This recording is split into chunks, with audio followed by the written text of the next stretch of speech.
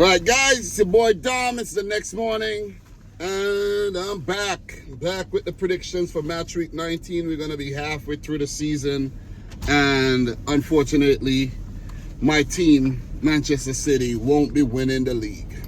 Yeah, that's not going to happen. No 5 in a row. Premier League proving that it's not a farmers league. They say, whoa, you're giving me like Farmers League vibes here. Like, that cannot happen. So, we got the likes of Liverpool, Arsenal, Forest, Chelsea, Brighton, Aston Villa.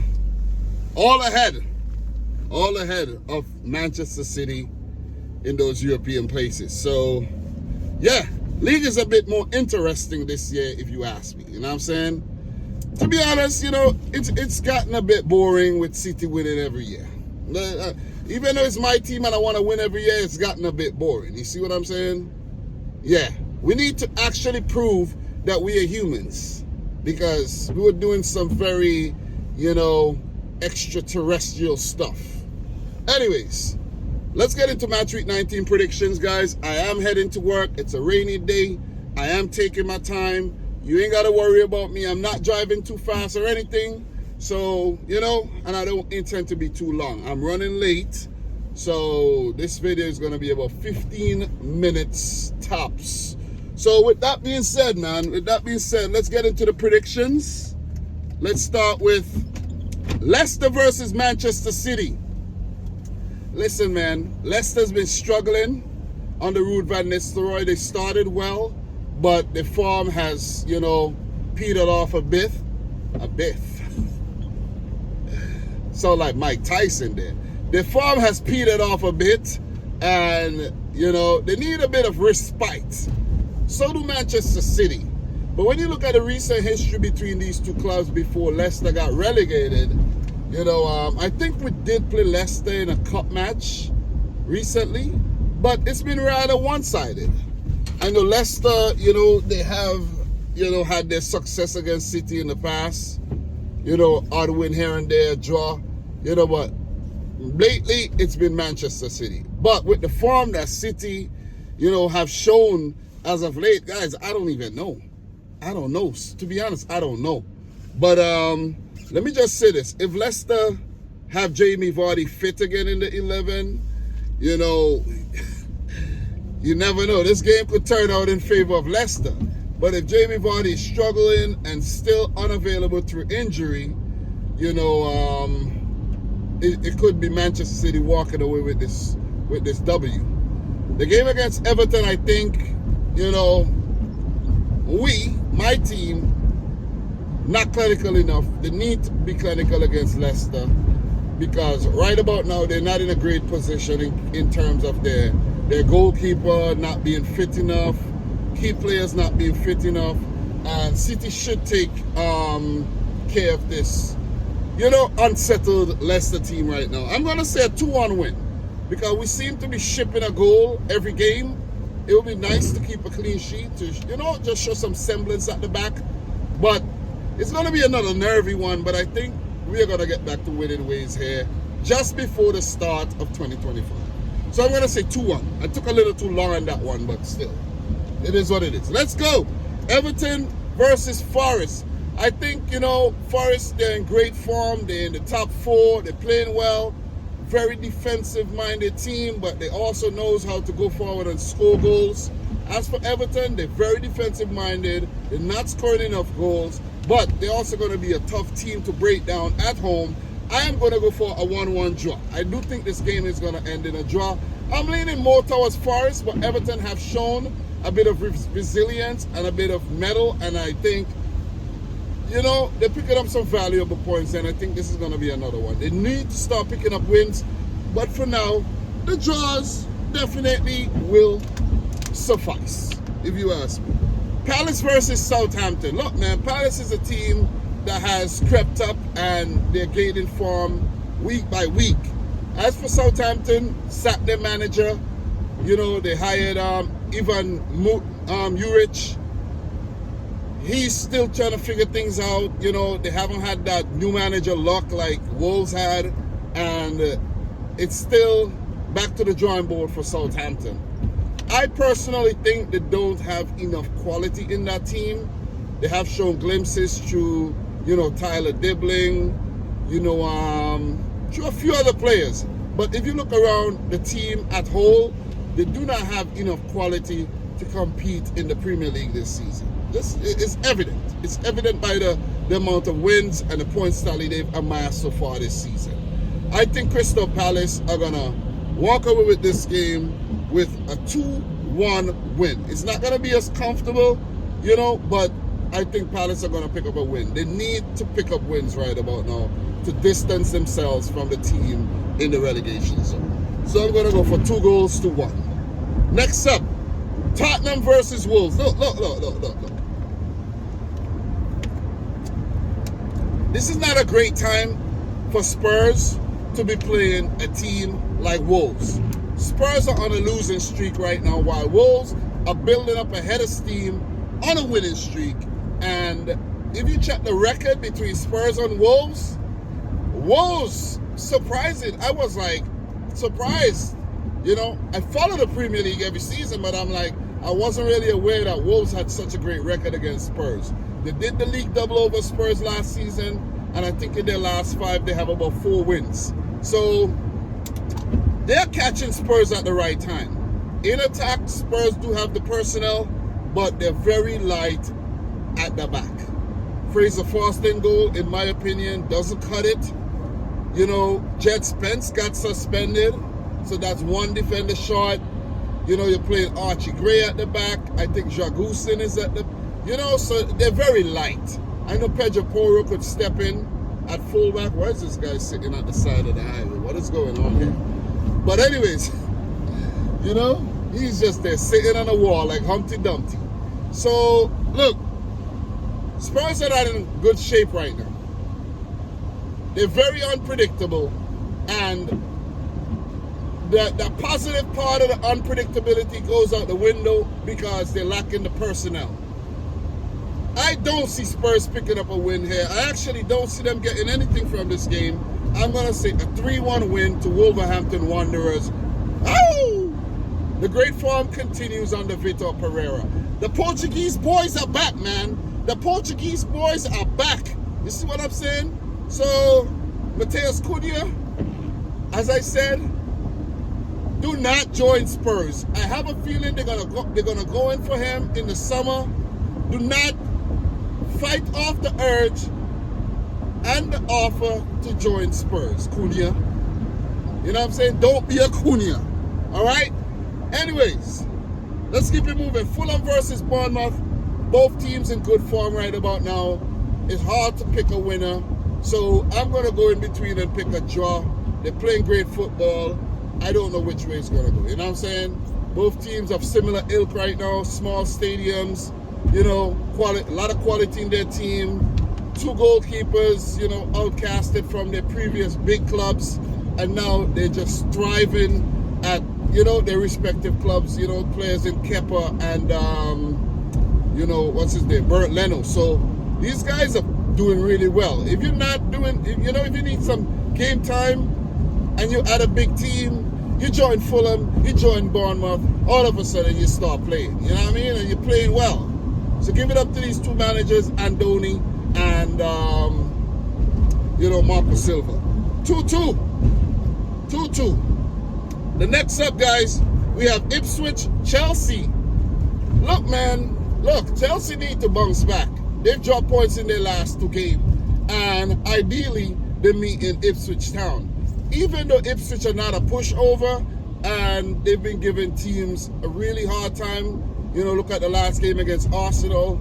Arsenal only managed a 1-0 win. They scraped to a 1-0 win. I do think Chelsea are going to come up trumps here and win this match to get back to winning ways. They need to, or else, Liverpool and Arsenal are going to continue to run away from them. I'm going to go for a 2-0 win here. Cole Palmer to score, maybe a Nicholas Jackson goal, maybe an Enzo Fernandez, who knows? But Chelsea, they got to get their act together. They got to get back to scoring these goals, and keeping them out the back of the net. So I'm going to go for a 2-0 win for Chelsea. Next up, Aston Villa versus Brighton. Listen, man, both teams are struggling right about now. Similar teams, but they're struggling right now. Brighton, they haven't won in about 6 games. As for Aston Villa, you know, they're a bit so-so right about now. And with John Duran sent off in the last game, you know, I think Ollie Watkins is fit and he could start. But they could always play a makeshift forward up there if they want to, in Morgan Rogers or someone else. But I think Villa just need to calm their nerves and just, settle themselves and just get back to winning ways. But I don't see it happening in this game. I'm going to say a 1-1 draw because Brighton, not like Brighton are playing well. They're not. There's some traffic down here, man. Shit, man. Now I'm going to be late to work. But it's whatever. You know what I mean? Not going to stress about that. 1-1 draw, in my opinion. These guys need to get it together. 1-1 draw.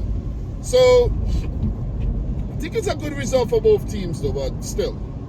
Anyways, we got 3 more games to talk about. Brentford, Arsenal. Listen, man, Brentford, they have a horrific record. Oh, there's an accident down here. Because these taxi guys drive like fools, man. I don't know. You on the road the most, but you drive the worst. I don't get it. I really, really don't get it. And if you're a taxi guy watching this, I don't mean no offense, but you guys are horrible drivers. And I'm thinking maybe because they're on the road so much and that's how they make their money. So they're like trying to like preserve that status. You see what I'm saying? So that is why they're like driving like old ladies. You know what I mean? But anyways, Brentford, Arsenal. Brentford, they got a horrible record against Arsenal. And right now, Brentford are really struggling in terms of injuries and the available personnel. Oh, man. Why is this vehicle up on the freaking guardrail? How? The divider. How did this happen? How is this vehicle up on the divider? You gotta be kidding me. A pickup truck. A Cadillac pickup truck. How it ended up there, I don't know, man. Person gotta be drunk or something. Damn! Wish I could show you, but crazy. Anyways, hope everyone's okay. So, guys, even though Arsenal are without Bukayo Saka, they still have guys like Trossard, Martinelli, Nwaneri and co. that could slot in and do the business. Gabriel Jesus, Kai Havertz, Martin Odegaard. They still have a lot of attackers that could get the business done.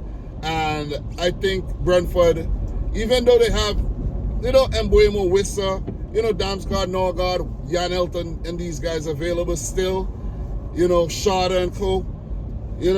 I think they're going to struggle to break down Arsenal like they have done in the past because Arsenal, they still got their defense there. You see what I'm saying?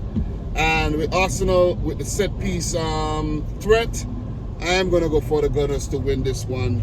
Barely! 1-0. That game is on Wednesday.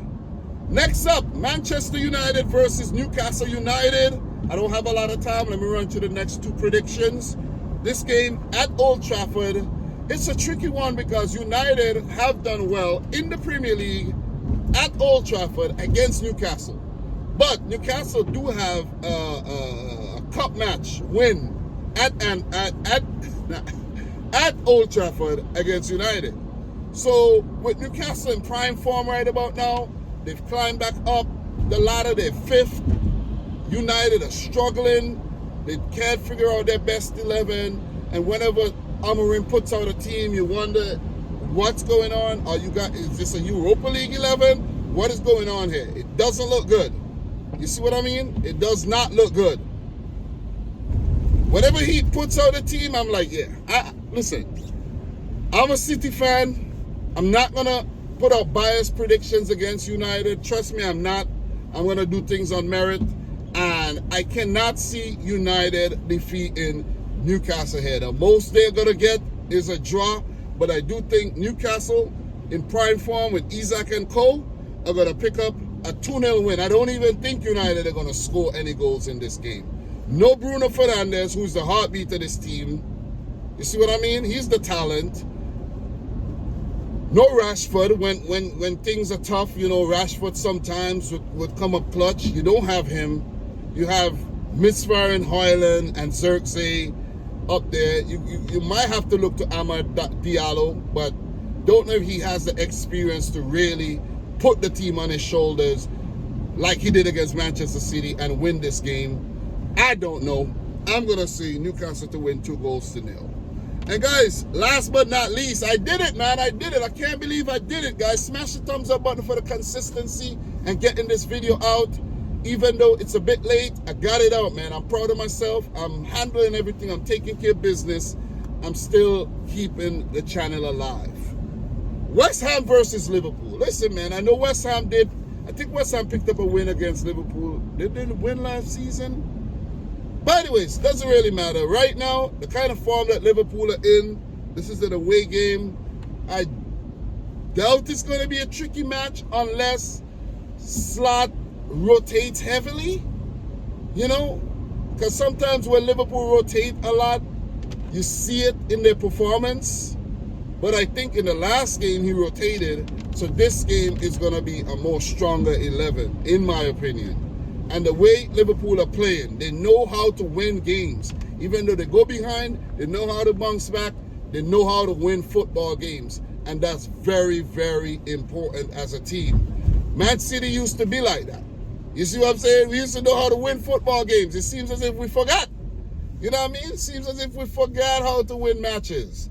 You know, so this game, I'm not going to say it's going to be a tricky one. I do think Liverpool are going to win. If West Ham manage to frustrate Liverpool by scoring a goal first, you know, I think Liverpool got it in them to bounce back and take the spoils. All 3 points. I don't see any other thing here. Not even a West Ham draw. If West Ham draw, I'll be surprised. That'd be like, whoa, I wasn't expecting that. So I'm going to go for a 3-1 win for Liverpool. You know, you got the likes of Salah, Gakpo, you know, Szoboszlai, I think, would come back into this team. Trent Alexander-Arnold and Robertson with their deliveries. You know, Gravenberch quietly doing his thing in the midfield. You know, McAllister. You know, these guys are playing some good football. You know what I mean? No doubt about it. You can't deny it. You really can't. And I'll be a fool here to predict anything but a Liverpool win. Yeah, I will predict draws sometimes, but how am I gonna predict a Liverpool loss? Like, I'll be reaching if you really think about it. It's just not merited, if you ask me. Even if they come up against a better team, like right now, show me a better team. You see what I'm saying? Show me a better team. I know Chelsea's been doing well, and I've been talking up Chelsea, but I just don't see Chelsea, you know, beating Liverpool at the moment. So, like, I'm talking about in a match right now. So, right now, it would have to be like an off day for Liverpool to get toppled, in my opinion. The title is yours, man. The title is yours. I know I was leaning towards, you know, when Liverpool were dropping points in those 2 games, I was kind of saying, yeah, Chelsea's a team that could, you know, do their thing right now. But it don't look like it, man. It's Liverpool's title to win. It is. It is. It's hard to concede. It's really hard. But I have to be a man about it and just concede. Liverpool are going to win the title.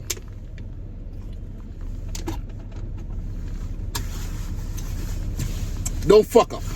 That's all I'm going to say. Guys, I'm your boy Dom. Let me know your predictions down below. Like the video if you haven't yet done so. Subscribe if you're new. And until my next one, peace out and Godspeed. We talk, man. Let me get to work. Let me go punching.